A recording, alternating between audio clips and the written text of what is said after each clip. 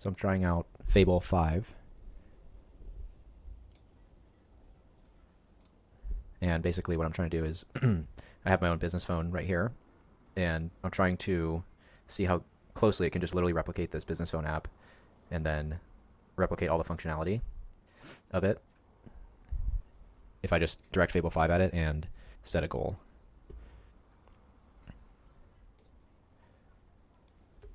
So right now it's doing it, it's going through, and it's basically setting up the loop, which is starting to look at the app.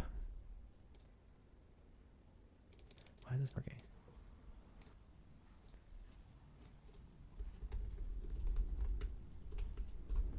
So this is an app that I already built. You built an app? I'm not talking to you. Huh? I'm talking to my camera here. Oh, you're still talking to me. Oh. Sorry.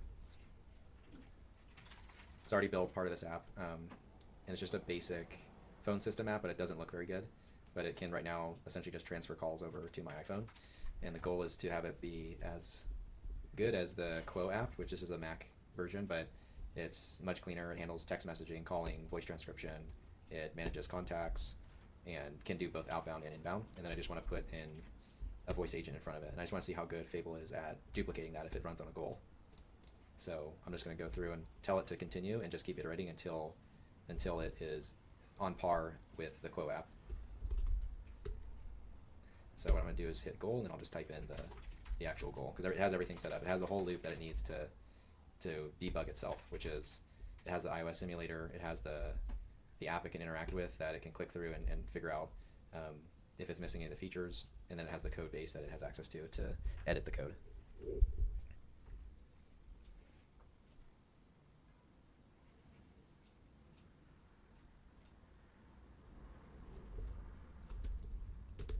So before I do the goal, I'm actually just going to say go ahead and begin. And I just want to make sure that it knows what it's supposed to do, and I get a pretty good first attempt, and then I'll set the goal on it. Okay, so it's going to go back, and it's going to do what it was doing, and it's just going to iterate on it. So I'm just going to basically let it run and just see what happens. So it's gone through so far, and it's done a decent amount of work. So it's able to send MMS messages, so like images, and it has this kind of nice UI as well that can show like the calls as well as text within a particular number. And then we also kind of replicated the way that Quo does the transcription, call summary, and then also, if you click on it, you can see the full transcript. So those are like the few nice features that Quo has that I'm just trying to replicate. So I'm still working on it, refining some things, but for the most part, it's doing really well so far. So I just basically gave it a little bit more detail on what I wanted, and there's just a few like nice to have things. So one of them is when you well, it's supposed to do it, but when you click on something like a conversation, it should scroll all the way down. The simulator, it's not working right now, but it is working on my installed phone, and it records every conversation now. And so every time you go in, once you finish a call, you'll be able to see like the recording here. You'll be able to click on it, and you'll be able to see the transcript as well, which is really cool.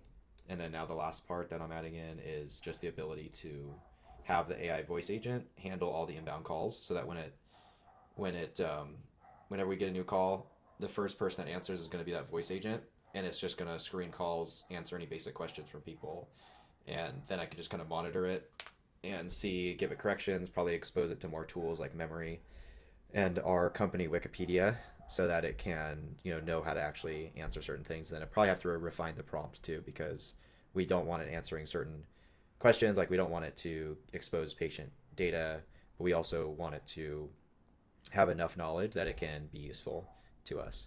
So I'm excited about that, because we always get all these fake calls from people like telemarketers that I just don't want to handle.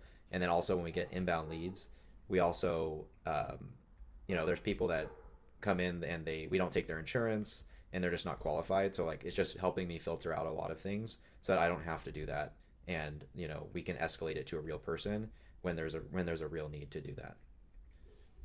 So that's pretty exciting for me. So that's like the next step.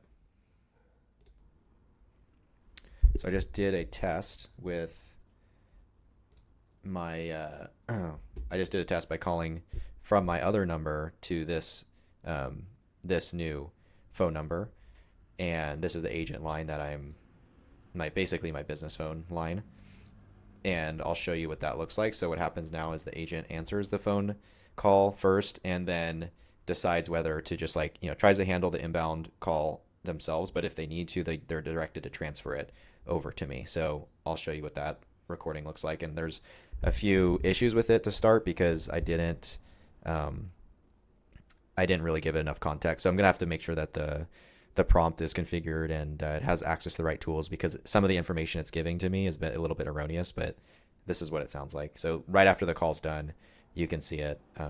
You can see the recording. Hi, this is Shiru's phone assistant. How can I help you?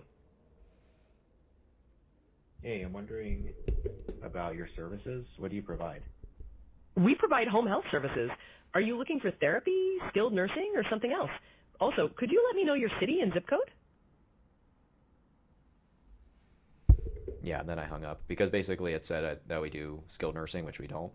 But it does roughly the right thing, and then obviously with time it's going to get better. So I just have to do a few tests and probably like a slow rollout where maybe it's only operational on the off business hours, and then I can just go and check the recordings periodically and then update the prompt as it gets better over time.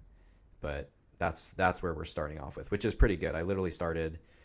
I started building the phone system roughly. I mean, I'd done some of the skeleton work, you know, months ago, but this whole UI interface, capturing the screen recordings and everything was done yesterday. So it's literally 24 hours. I've spent maybe 30 minutes of focus time on it so far, and it's already at like a pretty good level where after, a few more iterations, I'm probably comfortable just canceling my Quo subscription and using this alone.